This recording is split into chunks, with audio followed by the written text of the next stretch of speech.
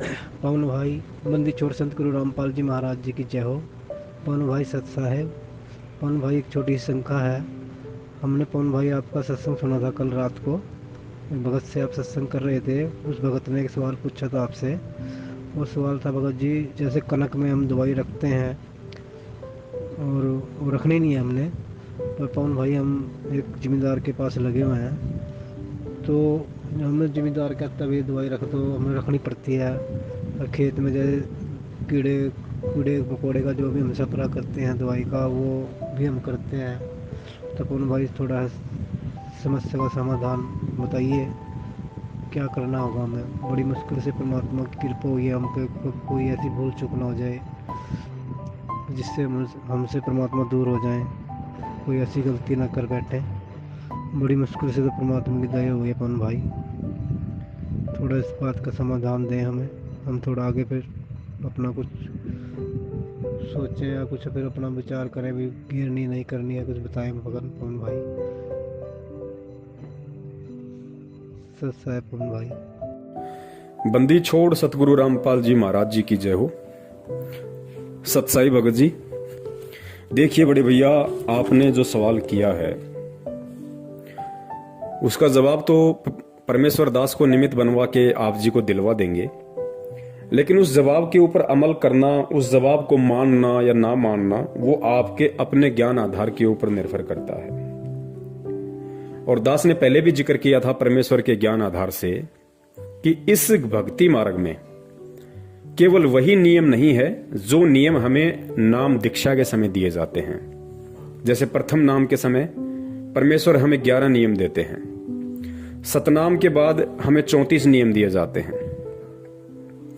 तो इस भक्ति मार्ग में केवल यही नियम नहीं है। इस भक्ति मार्ग में जब आप ज्ञान की गहराई में जाओगे और परमेश्वर के द्वारा कहे गए सत्संगों पे, उनके वचनों पे जब अमल करना शुरू करोगे तो आपको कदम कदम पे एक नया नियम दिखाई देगा, एक नया नियम आपको दिखाई देगा इस भक्ति मार्ग पे।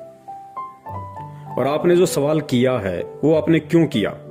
वो आपने इसलिए किया क्योंकि परमेश्वर की सत भक्ति अपनाने के बाद आपकी आत्मा ने आपको चेताया कि भाई अपनी रोजी रोटी के लिए, अपने स्वार्थ के लिए आप किसी की हत्या नहीं कर सकते, आप जीवों की हत्या नहीं कर सकते, अपने स्वार्थ के लिए।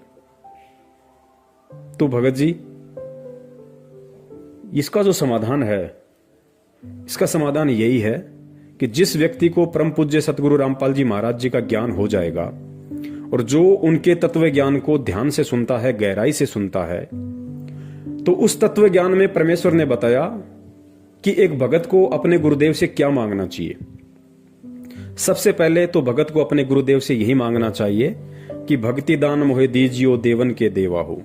सबसे पहले तो भगत ने हमेशा अपने परमेश्वर से, अपने सतगुरु से केवल भक्ति ही मांगनी चाहिए कि हे परमेश्वर, दास को इस काल लोक में भक्ति करवा देना मालिक, दास को मर्यादाओं में रखना परमात्मा, हर समय दास के शीश पे अपना पंजा बनाए रखना परमात्मा। ये भवसागर है, यहाँ बहुत गहरा उलझेड़ा है परमात्मा, आपकी विशेष रजा के बिना यहाँ से जीव का निकलना तो बहुत दूर की बात है, इस भक्ति पे 2 कदम चलना भी दूभर है। तो परमेश्वर आप अपने दास पे विशेष अपनी मेहर रखना। और उसके बाद भगत क्या मांगेगा? उसके बाद परमात्मा ने कहा कि भगत को अपने जीवन उपार्जन के लिए, अपनी रोजी रोटी के लिए केवल परमात्मा से यही प्रार्थना करनी चाहिए कि साईं इतना दीजियो जामे कुटुंब समावे, हम भी भूखे ना रहें अतिथि न भूख हो जावे। कि हे परमात्मा, आपने अपने दास को यह अनमोल ज्ञान देके सब कुछ समझा दिया परमात्मा, और इस ज्ञान को लेने के बाद और जिस जिस आत्मा के अंतःकरण में परमेश्वर सतगुरु रामपाल जी महाराज जी का तत्व ज्ञान उतर जाता है, उसके बाद उस भगत को यह भी मालूम पड़ जाता है कि परमेश्वर की एक और भी वाणी है कि यो गुरु ज्ञान विज्ञान वाणी जीवित ही जग में मरो। गुरु जी का जो ज्ञान है, जो विशेष ज्ञान है, जो विज्ञान है, तत्व ज्ञान है, वो कहता है कि अब भगत को जीवित ही मरने की रिहर्सल करनी पड़ेगी। और जीवित मरने के विषय में परमात्मा ने बताया, यहां की जो सांसारिक इच्छाएं हैं जो केवल हमें काल जाल में ही अधिक फंसाती हैं, हमें उनसे पीछे हटना पड़ेगा, हमें उनसे दूर हटना पड़ेगा। उसको जीवित मरना कहते हैं।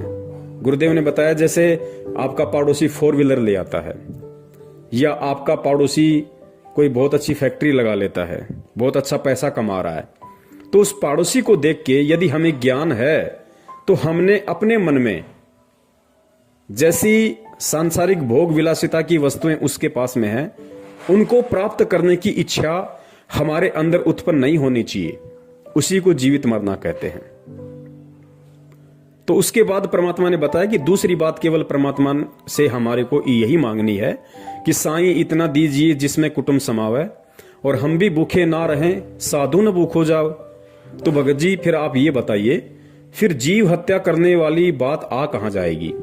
आज आप किसी जमींदार के वहां पे मजदूर बन के मजदूरी कर रहे हैं, आपको महीने का 10 से 15 हजार रुपए में मिल जाता होगा, और आप वहां पे पाप कितने कमा रहे हैं? आप करोड़ों जीवों की उस फसल के ऊपर स्प्रे करने के लिए जो आप केमिकल का यूज करते हैं, या उसके जो अन्न का भंडार है वहां पे आप केमिकल वगैरह रखते हैं, उसमें कितने जीवों की हत्या होती है, कितने सूक्ष्म जीव मरते हैं। भगत जी वो पाप किसको लगेगा? वो पाप हमें लगेगा। उसको तो लगेगा ही लगेगा, लेकिन वो पाप हमें भी लगेगा, क्योंकि हम अपनी रोजी रोटी के लिए, अपने स्वार्थ के लिए, अपने पेट पालन के लिए हम दूसरे जीवों की हत्या का पाप अपने सिर पे रख रहे हैं। भगत जी उस जमींदार को तो ज्ञान नहीं है, वो तो पता नहीं क्या क्या प्लानिंग करके बैठा हुआ है, और सांसारिक व्यक्ति की तो अनेकों प्लानिंग होती है, एक खत्म नहीं होती, उससे पहले 2 नई प्लानिंग तैयार हो जाती हैं। लेकिन हम भगत हैं, और परमात्मा ने बताया कि रोजी रोटी का कोई एक ही तरीका नहीं है। यहां पे अरबों खरबों की संख्या है दुनिया में, सभी लोग थोड़े ना कोई स्प्रे करके अपना पेट भरते हैं। परमात्मा ने हर किसी को हर प्रकार का व्यवसाय दिया हुआ है। अब मान लीजिए भगत अगर पहले कोई कसाई का काम करता था, तो नाम लेने के बाद वो कसाई का काम थोड़ी करेगा, उसको उस काम को चेंज करना होगा भाई, परमात्मा से प्रार्थना करके आगे बढ़ना होगा। और भक्ति के लिए जो व्यक्ति गलत रास्ते को छोड़ता है, उसके लिए परमात्मा 10 नए रास्ते खोल देता है। तो भगत जी अब हमने जब परमेश्वर का ज्ञान हो गया, तो उसके बाद में ये जो कर्म है, जो अपनी रोजी रोटी के लिए, अपने पेट पालन के लिए जो फसल के ऊपर स्प्रे किया जाता है, ताकि कोई भी कीड़े, कोई भी जीव जंतु फसल को हानि ना करें, नुकसान ना करें, वो भगत जी पाप की श्रेणी में आता है। और देखिए परमात्मा ने इस भक्ति मार्ग में बताया कि जानबूझ की इच्छा कर मारे नहीं, और बिन इच्छा मर जाए, कहे कबीर तास का पाप नहीं लगाए। गुरुदेव ने बताया कि इस भक्ति मार्ग में आने के बाद कोई भी भगत जानबूझ के किसी को भी ना तो परेशान करेगा, ना उसकी हत्या करेगा। और अनजाने में यदि भगत से किसी की हत्या हो जाती है, तो उसका दोष भगत के ऊपर नहीं लगता। हालांकि गीता जी का ज्ञान बहुत ही अटल है, और गीता जी के ज्ञान में कहा गया है कि जीव जैसा कर्म करता है वैसा उसको उसका भोग भोगना पड़ता है। लेकिन परमेश्वर की भक्ति में आने के बाद थोड़ी सी परमात्मा हमें राहत दे देते हैं, क्योंकि हम भगत बन गए, परमेश्वर की सत भक्ति कर रहे हैं, सत मंत्रों का हम जाप कर रहे हैं। तो उसमें होता क्या है, गीता जी का जो विधान है वो सबके ऊपर समान रूप से लागू है। गीता जी में जो कह दिया वो परमेश्वर का ज्ञान है। परमेश्वर का ज्ञान चाहे जगत हो चाहे भगत हो, सबके ऊपर समान रूप से लागू है। अब गीता जी में कहा गया है कि जो जैसा करेगा वैसा अपना भोगेगा, वैसा ही अच्छा करेगा तो उसको अच्छा मिलेगा, बुरा करेगा तो उसको बुरा मिलेगा। भगत के ऊपर भी यही लागू है। लेकिन भगत को परमात्मा ने ऐड दे दी, राहत दे दी, भगत को परमात्मा ने समाधान दे दिया, पर भगत को परमात्मा ने सच्चा नाम दे दिया। अब जैसे हम सारा दिन अपनी रोजी रोटी के लिए भटकते हैं, और परमेश्वर कहते हैं कि पृथ्वी ऊपर पग जो धारा करोड़ जीव एक दिन में मारे, कि एक व्यक्ति जब अपने घर से रोजी रोटी के लिए निकलता है तो 1 करोड़ जीवों की हत्या करके शाम को वापस लौटता है, सूक्ष्म जीवों की। अब वो कर्म जगत वालों पे लागू है, और वो कर्म हम भक्तों पर भी लागू है। लेकिन परमात्मा ने उसके निवारण के लिए हमारे को ये राहत दे दी 2 प्रकार की। पहली रात तो ये कि रोजी रोटी के लिए जब हम कहीं जा रहे थे तो उन जीवों की हत्या करना हमारा मकसद नहीं था, तो वो अनजाने में हुए पाप हैं। इसलिए परमात्मा उन अनजाने में हुए पाप कर्मों की, हत्याओं की हमें समय याचना देता है। और उसके बाद भी यदि हमें किसी प्रकार का कोई दोष रहता है तो फिर परमात्मा ने हमारे को वो साबुन दे रखा है, पाप कर्म रूपी जो कपड़ा है उसको साफ करने के लिए फिर परमात्मा ने हमारे को सच्चा नाम दे रखा है। उस सच्चे नाम के सुमरण से फिर वो पाप कर्म धुल जाते हैं। लेकिन जगत वालों के ऊपर ऐसा कुछ नहीं है, उनको तो भोगना ही पड़ेगा, क्योंकि ना तो वो परमात्मा के शरण में है ताकि परमात्मा उसको ये राहत दे सके कि भाई अगर अनजाने में तेरे से कोई गलती हो गई तो उसको मैं क्षमा करूंगा, क्योंकि जगत वाले परमात्मा के शरण में नहीं है, इसलिए उनको ये राहत भी नहीं है।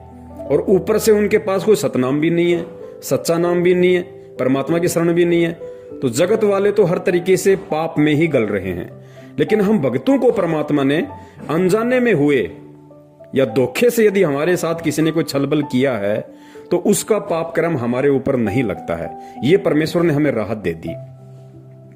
लेकिन भगत जी, फसल के ऊपर जो स्प्रे किया जाता है कीड़ों को खत्म करने के लिए, जो फसल को नुकसान करते हैं उन कीड़ों को समाप्त करने के लिए जो फसल पे छिड़काव किया जाता है केमिकल का, भगत जी वो तो अनजाने की गलती नहीं है, वो तो जानबूझ के किया जा रहा है। और किया केवल इसलिए जा रहा है ताकि हम उन कीड़ों को समाप्त कर सकें।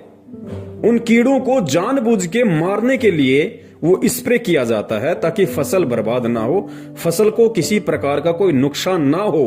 तो भगत जी ये अनजाने की गलती नहीं है, ये जानबूझ के की जा रही गलती है। और भगत होने के बाद यदि जानबूझ के भगत गलती करेगा तो जिस प्रकार परमात्मा ने अनजाने की गलती के लिए भगत को माफ करने की बात कही है, उसी प्रकार इस भक्ति में आने के बाद में जानबूझकर की गई गलती की सजा भगत को जगत से कई गुना ज्यादा मिलती है।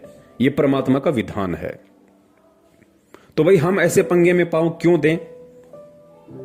अब बहुत सारे भगत भाइयों को शंका हो जाएगी कि भाई हमारे पास तो सैकड़ों बीघा जमीन है, मेरे पास तो 50 किला जमीन है, और मैं तो गेहूं भी करता हूं, पूरी जमीन में सरसों भी करता हूं, जो मक्का बाजरा भी करता हूं, तो भाई मुझे तो उसमें कीटनाशक का इस्तेमाल करना पड़ता है, तो फिर मैं क्या करूं?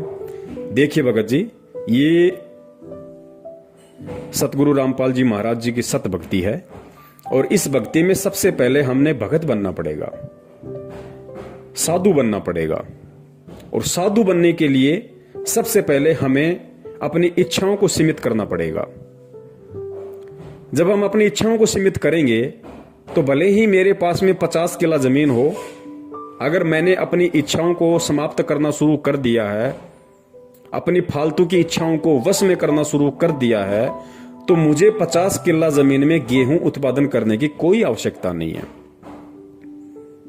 मुझे केवल उतना ही अन्न उत्पादन करने की आवश्यकता है जितना अन्न मेरे जीवन उपार्जन के लिए पर्याप्त है। बाकी यदि मैं अन्न उपार्जन करूंगा भगत होके तो मुझे केमिकल का स्प्रे भी करना पड़ेगा। फिर जब वो फसल पैदा होगी, उस गेहूं जो बाजरे को भंडार घर में रखने के लिए, क्योंकि ज्यादा फसल का उत्पादन वही व्यक्ति करता है जिस व्यक्ति को फसल बेचनी होती है। और बहुत सारे जो बड़े बड़े जमींदार होते हैं वो साल भर के लिए स्टॉक कर लेते हैं, और स्टॉक करेंगे तो उनको जाहिर सी बात है, उनको पता है कि भाई इसमें ये फसल बर्बाद होने की आशंका ज्यादा है, उसमें कीड़े वगैरह लगने की आशंका ज्यादा है, तो फिर वो केमिकल वगैरह का उसमें छिड़काव कर देते हैं, स्प्रे कर देते हैं, या और बहुत सारी जैसे कोई एल्ड्रिंग वगैरह आती है उसमें एल्ड्रिंग वगैरह रख देते हैं। तो भगत जी, भगत होके अब हमने ये नहीं करना है, और जितनी हमारे को जीवन उपार्जन के लिए अन्न उत्पादन करना आवश्यक है, अब हमने केवल उतना ही अन्न उत्पादन करना है। भले ही मैं भगत हूं और मेरे पास में 50 किला जमीन है, और मेरा साल भर का काम यदि 5 किला जमीन के गेहूं से चल रहा है, तो मुझे 5 किलो गेहूं जमीन में ही गेहूं उत्पादन करना है। बाकी आप किसी को बटाई पे दे सकते हो, हिस्से में दे सकते हो, हिस्सेदारी में दे सकते हो, ताकि वो भी बेचारा अपने परिवार का पेट पाल ले और उसका कुछ प्रतिशत आपको भी मिल जाए। और वो आप परमेश्वर के धर्म भंडारे में लगा दो, आप परमेश्वर को दान रूप में दे दो, तो आपके ऊपर भी भार नहीं रहेगा। और जितना आपको आवश्यक है उतना आपको परमात्मा उस 5 किले जमीन में दे देगा। वरना आप ज्यादा उत्पादन करोगे, ज्यादा उत्पादन करने के लिए फिर आपको सारी व्यवस्था करनी पड़ेगी, जो केवल हमें पाप का ही भागी बनाएगी। और दूसरी बात भगत जी, अब हम परमात्मा के भगत हैं, परमात्मा के बच्चे हैं, और अब भी यदि हम इन चीजों की इच्छा लेके यदि हम इस तरीके से संचय करेंगे तो भगत जी फिर हम कहीं ना कहीं हम परमात्मा की मर्यादाओं से दूर हैं। हम अभी भगवान को और भक्ति को नहीं समझ पाए हैं। वरना गुरुदेव ने कबीर सागर का सरलार्थ पेज नंबर 83, पेज नंबर 83 को आप ध्यान से पढ़ना भगत जी, क्योंकि ये कमी हमारी सत्संगों को ना सुनने की है। पेज नंबर 83 पे काल ने परमात्मा को कहा था, काल ने कहा कि उस समय से पहले, यानी जब परमेश्वर ने काल को कहा कि भाई तू कितनी ही जोर लगा लेना, तू कितनी ही ताकत लगा लेना, कलयुग की बिचली पीढ़ी में मैं जाऊंगा, अपने बच्चों को सतज्ञान दूंगा, सत भक्ति दूंगा और उनको समझा बुझाकर अपने निज लोक सतलोक लेकर जाऊंगा। तो काल ने परमात्मा से फिर क्या कहा? काल ने कहा कि उस समय से पहले मैं पूरी पृथ्वी के ऊपर शास्त्र विधि त्याग कर मनमाना आचरण करवाकर शास्त्र विरुद्ध ज्ञान बताकर झूठे नाम तथा गलत साधना से अभ्यस्त कर दूंगा। जब 13वां अंश आकर सत्य कबीर पंथ चलाएगा, उसकी बात पर कोई विश्वास नहीं करेगा, उल्टे उसके साथ झगड़ा करेंगे। कबीर जी को पता था कि जब कलयुग के 5505 वर्ष पूरे होंगे सन 1997 में, तब शिक्षा की क्रांति लाई जाएगी, सर्व मानव अक्षर ज्ञान युक्त किया जाएगा। उस समय मेरा दास सर्व धार्मिक ग्रंथों को ठीक से समझकर मानव समाज के रूबरू करेगा। सर्व परमाणु को आंखों देखकर शिक्षित मानव सत्य से परिचित होकर तुरंत मेरे 13वें पंथ में दीक्षा लेगा और पूरा विश्व मेरे द्वारा बताई गई भक्ति विधि तथा तत्व ज्ञान को हृदय से स्वीकार करके भक्ति करेगा। उस समय पुनः सतयुग जैसा वातावरण होगा। अब पुण्यात्माओं आगे ध्यान से पढ़ना, आगे ध्यान से पढ़ना। परमेश्वर ने कहा कि जब 13वें पंथ में मेरे से कोई भी आत्मा नाम दीक्षित होगी, अर्थात जब से परमात्मा सन 1994 से नाम दीक्षा दे रहे हैं, जब से 13वां पंथ चला है सन 1994 से, उसके बाद सतगुरु रामपाल जी महाराज जी से जो भी भगत भाई बहन नाम दीक्षित होंगे और 13वें पंथ में आ जाएंगे, उनकी शरण ग्रहण कर लेंगे, उसके बाद उस भगत के लिए परमात्मा ने क्या बताया कि वो कैसे भगत होंगे, कैसा उनका रहन सहन होगा। देखिए ध्यान से पढ़िए। आपसी राग द्वेष, चोरी जारी, लूट ठगी कोई नहीं करेगा। परमात्मा कहते हैं कि 13वें पंथ में आने के बाद, अर्थात सतगुरु रामपाल जी महाराज जी से नाम दीक्षा लेने के बाद क्या होगा? कोई भी भगत आपसी राग द्वेष नहीं करेगा, चोरी जारी नहीं करेगा, लूट ठगी कोई नहीं करेगा, कोई धन संग्रह नहीं करेगा। पुण्यात्मा ध्यान से पढ़ना एक एक शब्द को। कोई भी धन संग्रह नहीं करेगा, भक्ति को अधिक महत्व दिया जाएगा। जैसे उस समय उस व्यक्ति को महान माना जा रहा होगा, कौन से समय? सन 1994 से पहले या सन 1994 के बाद जो व्यक्ति सतगुरु की शरण से दूर होगा, उन व्यक्तियों के विषय में कहा जा रहा है, उनको क्या माना जाएगा? जैसे उस समय उस व्यक्ति को महान माना जा रहा होगा जिसके पास अधिक धन होगा, बड़ा व्यवसाय होगा, बड़ी बड़ी कोठियां बना रखी होंगी।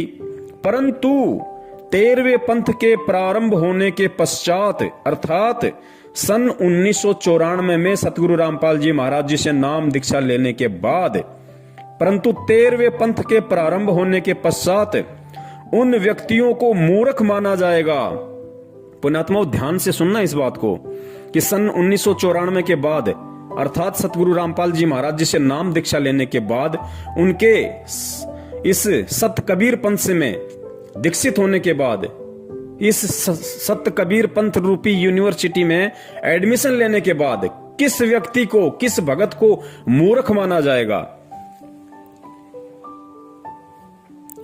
परंतु 13वें पंथ के प्रारंभ होने के पश्चात उन व्यक्तियों को मूर्ख माना जाएगा, और जो भक्ति करेंगे गुरुजी क्या कह रहे हैं कि 13वें पंथ के प्रारंभ होने के बाद उन सभी व्यक्तियों को मूर्ख माना जाएगा। जो व्यक्ति आज जैसे हम समाज में देख रहे हैं कि बहुत बड़ा पैसे वाला है, जिसके पास बड़ी बड़ी कोठी हैं, कारें हैं, बहुत बड़ा जमींदार है, पैसे वाला है, आज उनको महान माना जाता है। अज्ञानता के चलते उनका सम्मान किया जाता है। तो परमात्मा यह कह रहे हैं कि 13वें पंथ से पहले तो इन व्यक्तियों को महान माना जाएगा, परंतु 13वें पंथ के प्रारंभ होने के पश्चात उन व्यक्तियों को मूर्ख माना जाएगा। पुण्यात्माओं, परमेश्वर ने स्पष्ट कर दिया कि 13वें पंथ के प्रारंभ होने के बाद में जब भगत को ज्ञान हो जाएगा तो उन व्यक्तियों को मूर्ख माना जाएगा, और जो भक्ति करेंगे सामान्य मकान बनाकर रहेंगे, उनको महान, बड़े और सम्मानित व्यक्ति माना जाएगा। अर्थात आने वाले समय में केवल उसी भगत को आदर सम्मान की दृष्टि से देखा जाएगा और वही व्यक्ति महान माना जाएगा, बड़ा माना जाएगा, जो व्यक्ति सामान्य मकान बनाकर रहेगा, सामान्य तरीके से अपनी रोजी रोटी के लिए अपना काम धंधा करेगा, ना कोई बड़ी कोठी बनाएगा, ना कोई बड़े बड़े 4 व्हीलर गाड़ियां लेके आएगा दिखावे के लिए। आवश्यकता अनुसार तो कुछ भी हो, लेकिन दिखावे के लिए आवश्यकता से अधिक यदि संग्रह करेगा, गुरुदेव कहते हैं उसको मूर्ख माना जाएगा। और जो भगत साधारण तरीके से चलेगा, सामान्य मकान बना के रहेगा, उसको महान, बड़ा और सम्मानित व्यक्ति माना जाएगा। तो पुण्यात्माओं, अब आप बता दीजिए, क्योंकि ज्यादा अनाज वही व्यक्ति, वही भगत पैदा करेगा जो उसको मार्केट में बेचना चाहेगा, और मार्केट में वो भगत उसको उसी समय बेचेगा जब उसका दाम मार्केट में बढ़ जाएगा। जब मार्केट में उस अनाज की डिमांड बढ़ जाएगी और उसका पैसा ऊंचा होगा, तभी वो भगत या व्यक्ति अपने भंडार घर से उस जमा किए गए अनाज को मंडी में लेके जाएगा, अनाज मंडी में लेके जाएगा। तो भाई फिर वो भगत कहां हुआ? फिर वो भगत कहां हुआ? फिर उसको कितने पाप कर्म अपने सिर पर लादने पड़ेंगे? फिर वो परमात्मा की वाणी पे कहां चला? अगर वो भगत है तो उसको इतना जोड़ जुगाड़ करने की जरूरत ही नहीं, क्योंकि भगत तो परमात्मा से यही मांगेगा, और भगत के लिए परमात्मा ने यही बताया कि साईं इतना दीजियो जिसमें कुटुंब समावे, हम भी भूखे ना रहे साधु न भूखा जावे। तो 100 किल्ला जमीन में फिर उस भगत को अनाज पैदा करने की जरूरत कहां पड़ गई? फिर 100 किल्ला जमीन में अनाज पैदा करते समय उसको स्प्रे करने की जरूरत कहां पड़ गई? फिर उसको उस अनाज को भंडार घर में जमा करने की जरूरत कहां पड़ गई? फिर उसको ऊंचे दाम होने पे अनाज मंडी में बेचने की जरूरत कहां पड़ गई? और जब वो उस अनाज को बेचेगा, लाखों में जब पैसा उसके घर में आएगा, फिर उस पैसे का क्या करेगा? वो क्या करेगा? अरे रोजी रोटी के लिए तो उसको 1 साल में 12 बोरी बहुत है, उसको 12 क्विंटल अनाज बहुत है उस व्यक्ति को। बाकी का अनाज उसने किस लिए पैदा किया? सिर्फ और सिर्फ पैसा कमाने के लिए, धन कमाने के लिए। वो धन जब उसके घर में आएगा, फिर वो क्या करेगा? वो फालतू के नाटक करेगा, देखा देखी गाड़ी लाएगा, एक कोठी उस लड़के को बना के देगा, एक कोठी दूसरे लड़के को बना के देगा। क्या करेगा वो? उसका कोई रिश्तेदार उससे उधार ले जाएगा 5-10 लाख रुपए, समय पे नहीं देगा तो फिर उसके टेंशन शुरू हो जाएगी, 2 साल तक नहीं दिए फिर झगड़ा शुरू हो जाएगा, फिर केस मुकदमा शुरू हो जाएगा। और परमेश्वर कहते हैं कि भाई नौका में पानी बढ़े और घर में बढ़ जा दाम, दोनों हाथ उलटियो यो ही शाणु काम। परमात्मा तो कहते हैं कि भैया इसका संचय करना ही नहीं हमें। हम भगत हैं तो हमने बिल्कुल सादा तरीके से, साधारण तरीके से हमने रहना पड़ेगा, हमने चलना पड़ेगा इस भक्ति मार्ग पे। तो क्यों हम ये सिर पे अपना बोझ धरें? तो बड़े भाई, यदि आप किसी बड़े जमींदार के यहां पे काम कर रहे हैं, मजदूरी कर रहे हैं, तो आपको ये कोई अधिकार नहीं है कि आप अपनी रोजी रोटी के लिए और करोड़ों जीवों की स्प्रे करके हत्या करें। भगत जी, आपको विश्वास होना चाहिए, आप परमात्मा के भगत हैं, आप परमात्मा के बच्चे हैं, और अब आपको विश्वास हो जाना चाहिए कि जिस परमात्मा ने जन्म लेने से पहले मां के गर्भ में 9 महीने तक मुझे आहार खिलाया, मुझे अमी महारस खिलाया, वहां भी परमात्मा ने मेरा पेट पालन किया। और जैसे ही मां के गर्भ से बाहर आया तो परमात्मा ने जिन मां के स्तनों में दूध का टपका नहीं था, परमात्मा ने वो भी खोल दिए। और फिर जब हमारे दांत आना शुरू हुए, हम रोटी खाने के लायक हुए, तो परमात्मा ने माता पिता के थ्रू उन्होंने हमारी परवरिश की। और जब समझदार हो गए तो परमात्मा ने हमें काम धंधा दिया। तो भगत जी, फिर हमें आज टेंशन क्यों है? आज तो हम सीधे परमात्मा की शरण में हैं, हम सीधे सतगुरु की शरण में हैं। और हमें विश्वास होना चाहिए कि जिस सतगुरु ने, जिस पूर्ण परमेश्वर ने सतगुरु रूप में आके संत रामपाल जी महाराज जी के रूप में प्रकट होके मुझे भक्ति दी, मुझे भजन दिया, जिस परमात्मा ने मुझे भजन दिया वो मुझे भोजन क्यों नहीं देगा? मुझे अवश्य भोजन देगा। भोजन की व्यवस्था भी वो ही करेगा। लेकिन उसके लिए अब हमने भगत जी इस तरह के उल्टे काम धंधे नहीं करने हैं, या ऐसा कोई भी काम नहीं करना जिसमें परमात्मा की मर्यादाओं का हनन होता हो, परमात्मा का विधान टूटता हो। अब यहां पे कुछ भगत भाई उनको और शंका हो जाएगी कि भगत जी हमारे थोड़ी जमीन ज्यादा है, या हमारी जमीन तो ऐसी है, उसमें जब तक हम यदि कीटनाशक का छिड़काव ना करें, यदि हम जब बीज की बिजाई करते हैं तो बिजाई के समय हमने उसमें केमिकल लगाना पड़ता है, एल्ड्रिंग लगानी पड़ती है, ताकि जब वो जमीन में हम बीज डालेंगे ट्रैक्टर के माध्यम से, हल के माध्यम से, तो उसको कीड़े ना लग जाएं। भगत जी अब हमने ये परंपरागत तौर तरीके नहीं अपनाने जगत वाले। जगत के लिए तो ठीक नहीं कह सकते, लेकिन उनको ज्ञान नहीं है इसलिए वो लोग कर रहे हैं। लेकिन हम भगत हैं, अब हमने भगत जी बीज बिजाई के समय हमने किसी भी प्रकार के केमिकल का इस्तेमाल नहीं करना है, ये सोच के कि इससे फसल में कीड़ा नहीं लगेगा। भगत जी देखिए, दास को अच्छे से पता है, दास भी एक किसान परिवार से है।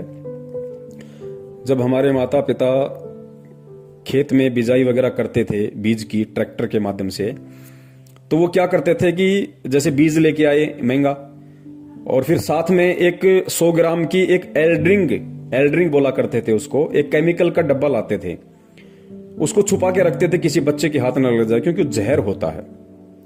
और जो बीज होता था जमीन में डालने वाला, उस बीज में उसको मिला दिया करते थे अच्छे से मिक्सिंग करके, फिर उसको ट्रैक्टर के माध्यम से जमीन में उसकी बिजाई की जाती थी, ताकि जमीन में कीड़ा ना लगे, उसको अन्न को, उस बीज को कीड़ा ना लगे। और भगत जी जब ट्रैक्टर के माध्यम से वो जमीन में बीजा जाता था, तो बहुत सारे प्रकार के जैसे बगुले होते हैं, चिड़ियां होती हैं, ये उस बीज को खाने के लिए, या जैसे ही कोई कीड़े मकोड़े हल चलते समय ऊपर आ जाते थे, उनको खाने के लिए वो पीछे पीछे चलते रहते थे। और जब किसी चिड़िया या बगुले के मुंह में वो एल्ड्रिंक लगा हुआ, वो जहर लगा हुआ अन्न उसके मुंह में आ जाता था, उसको खा लेता था, भगत जी कुछ ही देर के बाद में वो तड़प तड़प के मरता था। तो भगत जी वो दोष किसको लग रहा? हम क्यों ऐसे पंगे में पांव देंगे? अब जगत वाला तो कर सकता है, लेकिन भगत नहीं कर सकता। अब हम भगत हैं, अब हमारे को भगवान पे विश्वास करना पड़ेगा। पहले क्या होता था, जब बिजाई का समय होता था और जिस दिन कोई भी किसान अपने खेत में बिजाई करके वापस आता था, उस दिन एक छोटा सा त्योहार सा मनाया जाता था। उस घर में कुछ मीठा बनता था, कोई खीर बनाता था, कोई हलवा बनाता था, कुछ भी वो लोग बनाया करते थे, ताकि हमारी जो बिजाई है वो ठीक ठाक हो। भगत जी अब भी हमने वही करना है, लेकिन थोड़ा सा तरीका चेंज कर देना है। आज जब भी हम, कोई भी किसान भाई है, अपने खेत में जब वो बिजाई के लिए जाता है, तो उसने किसी भी प्रकार के एल्ड्रिंग का और केमिकल का प्रयोग बिल्कुल नहीं करना है। ये जीव हत्या में आएगा, ये हमको दोष लगेगा।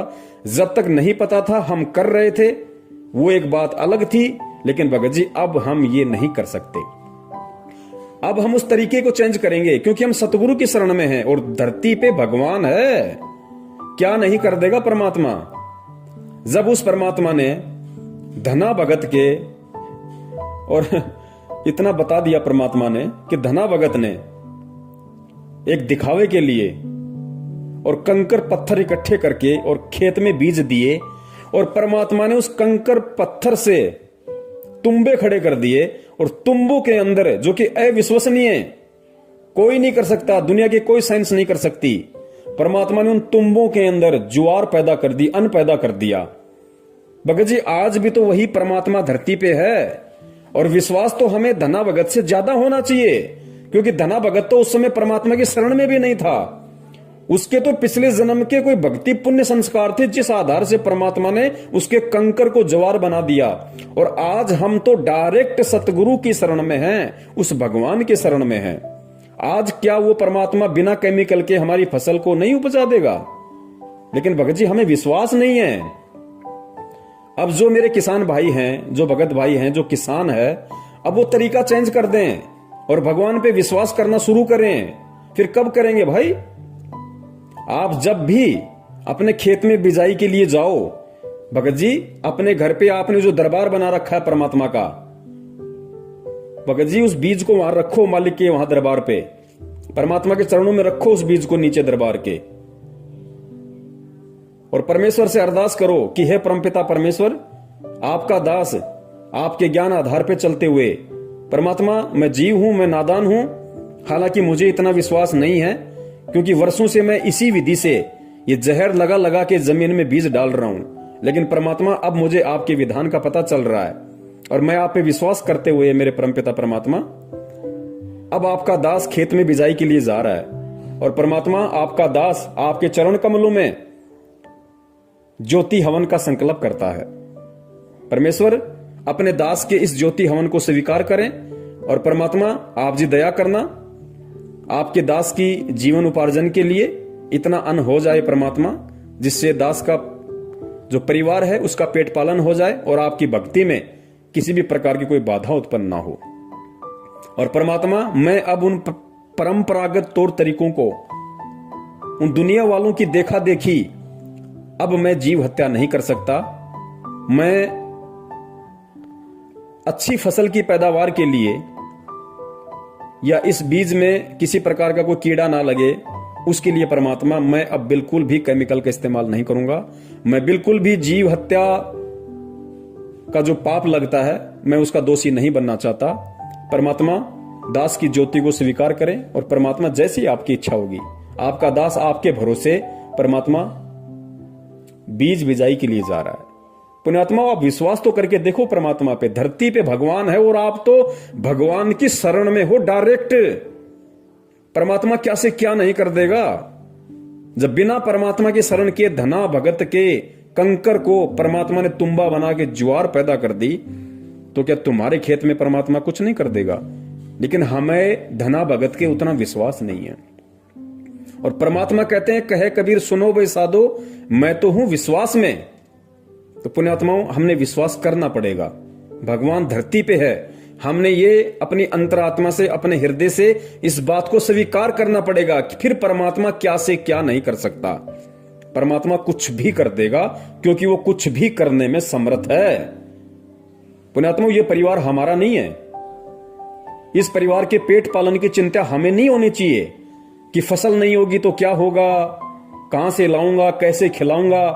पुण्यात्मा गुरुदेव ने बताया कि तुम एक मजदूर बनके इन बच्चों की देखभाल करो, सेवा करो। ये बच्चे मेरे हैं, ये मेरी आत्माएं हैं, ये तेरा बेटा बेटी नहीं है, ये मेरा बेटा बेटी, और तू भी मेरा बेटा है।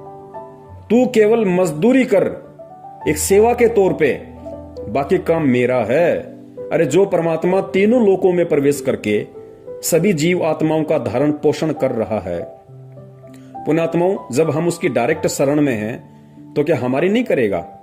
परमात्मा कहते हैं, पो पाटी पगड़ा भया और जागी जिया जून, और सब काहू को देत है वो चौथ समाना चून। अरे हम तो इतनी मेहनत करके, इतनी हत्या का दोष अपने सिर पे रख के हम लोग खेत में बिजाई करने जाते हैं, इतनी मेहनत करते हैं, इतना सब कुछ करते हैं, देखभाल करते हैं, और खाते क्या है? 2 रोटी सुबह 2 रोटी शाम को। और वो हाथी, पुण्यात्मा विचार करो वो क्या करता है? उसने कब खेत में फसल बोई? और जितना एक आदमी 1 महीने में नहीं खाता होगा उतना तो हाथी 1 दिन में खा जाता है। उसका भी तो परमात्मा पेट भर रहा है रोजाना।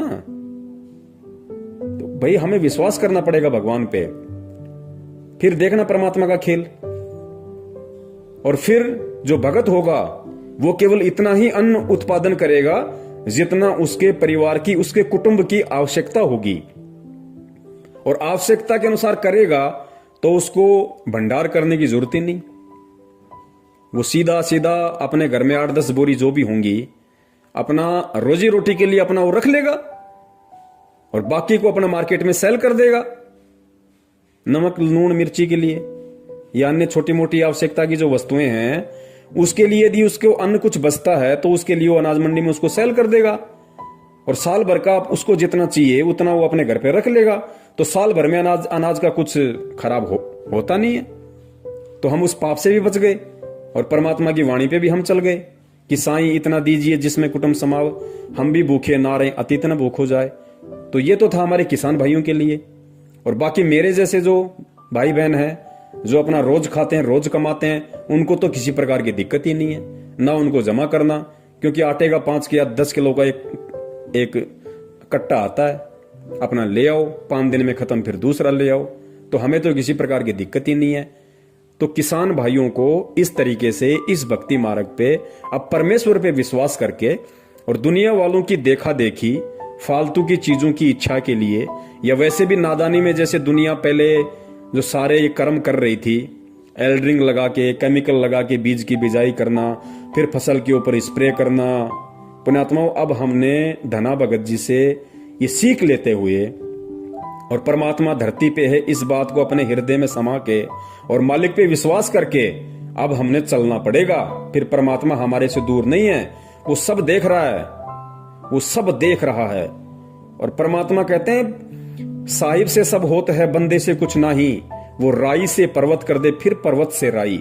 जो परमात्मा पर्वत से राई और राई से पर्वत, मतलब परमात्मा 1 सेकंड में सब कुछ विध्वंस कर दे और अगले ही पल परमात्मा वैसा का वैसा कर दे, उसको कहते हैं राई से पर्वत और पर्वत से राई करना। तो पुण्यात्माओं, परमात्मा हमारे लिए फिर क्या कुछ नहीं कर सकता, और वो यहां पे हमारे लिए ही तो कुछ करने के लिए आया हुआ है।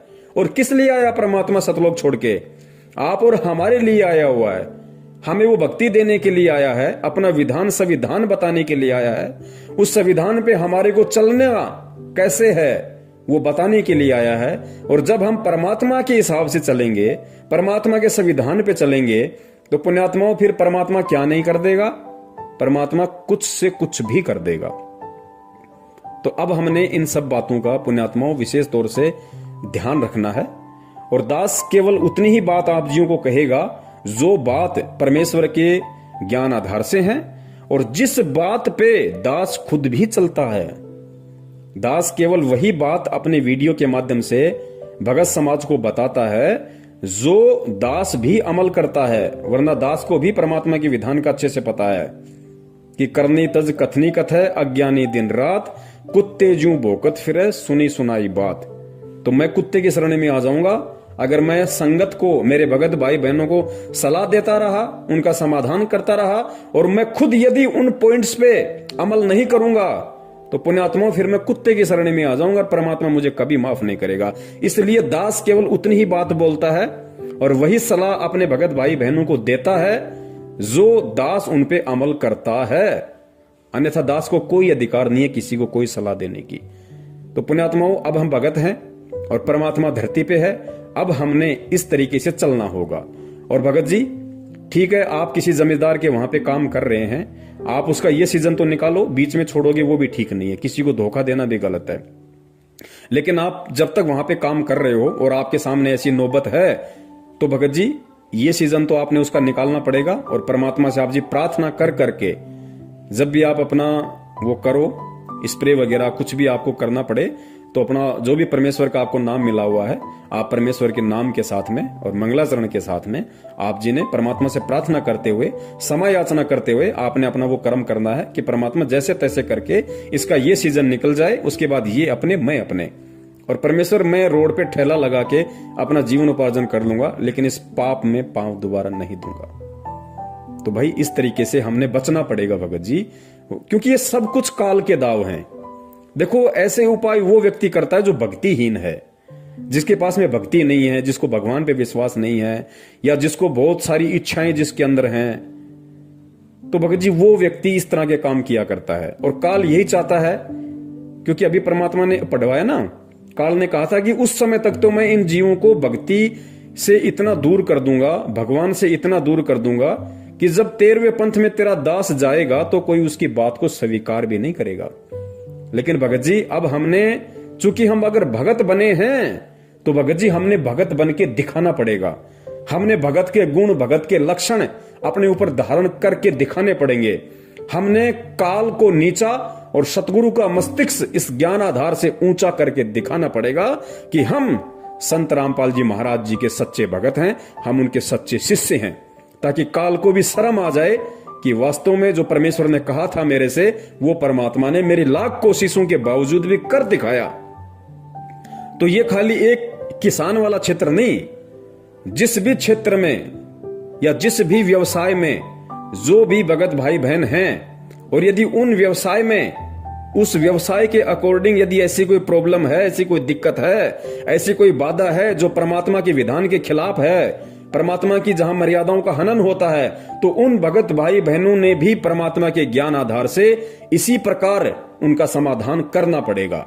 और हर स्थिति में अंततः उन बातों से दूर हटके और परमात्मा को प्रसन्न करना पड़ेगा, और ये दिखाना पड़ेगा परमेश्वर को कि परमेश्वर आपने हमें जो शिक्षा दी, आपने हमें जो भक्ति दी, और आप हमें जैसा बनाना चाह रहे हैं परमात्मा, हम भी उसके अकॉर्डिंग बनने की पूरी कोशिश कर रहे हैं।